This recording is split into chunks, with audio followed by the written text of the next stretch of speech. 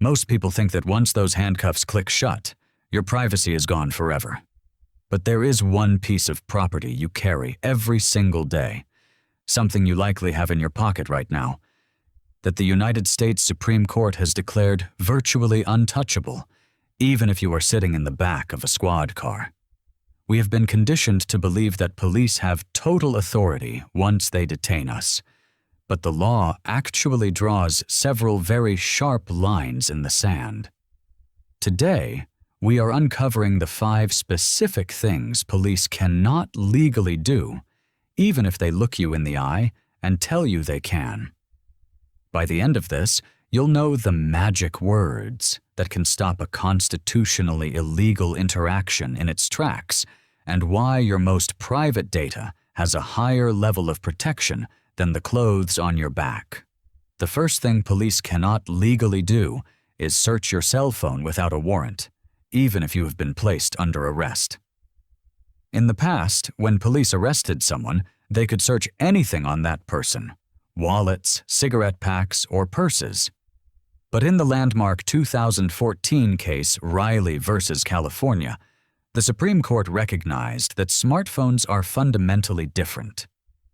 Chief Justice John Roberts wrote that because digital data cannot be used as a weapon to harm an officer or help a suspect escape, there is no immediate emergency that justifies bypassing the Fourth Amendment.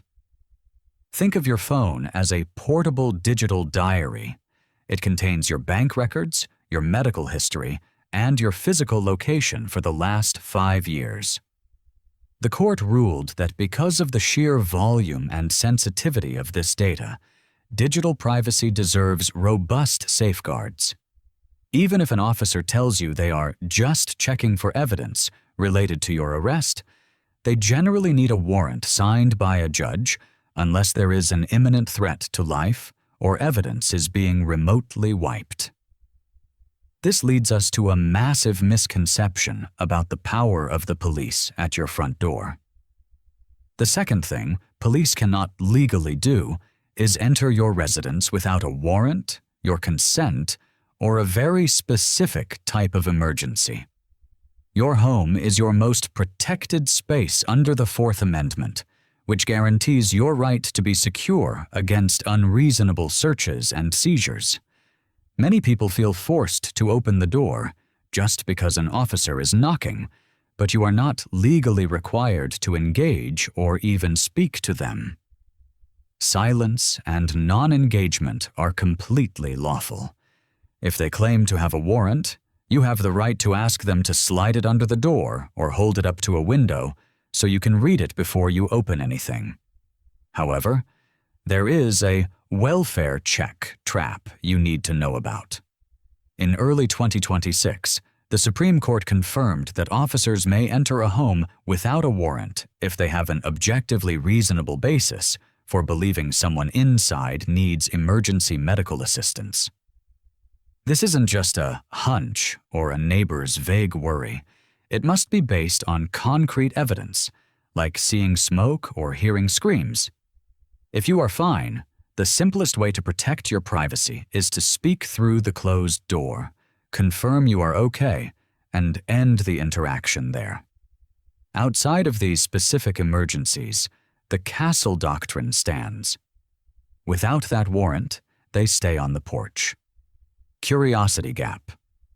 What happens when an officer asks for a quick look through your car? This is where the third thing police cannot legally do comes into play. They cannot force you to consent to a search. This sounds obvious, but it's the most common way people accidentally give up their rights. Police are legally allowed to use intimidation, bluffs, and even lies to get you to agree.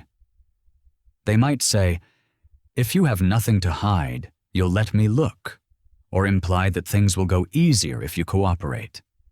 But once you grant consent, it becomes incredibly difficult to contest the search in court later. You have a constitutional right to say the magic words, "I do not consent to a search." If they search you anyway, Your lawyer can use your clear refusal to try and suppress any evidence they found under the exclusionary rule. This rule exists to deter law enforcement from violating your rights by making illegally obtained evidence inadmissible in court. The fourth thing police cannot legally do is command you to stop filming or photographing them in public spaces.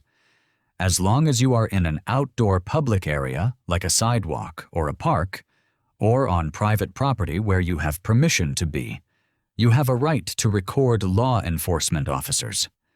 They cannot legally order you to put your phone away or delete your footage. In fact, if they want to view your photos or videos, they generally need a warrant to do that too. Recording encounters is often encouraged by civil rights groups because it promotes accountability and provides an objective record of what actually happened. Finally, the fifth thing police cannot legally do, and this is a nuanced one, is arrest you simply for remaining silent. You have a Fifth Amendment right against self-incrimination, which means you do not have to answer questions about where you are going, what you are doing, or your involvement in a crime.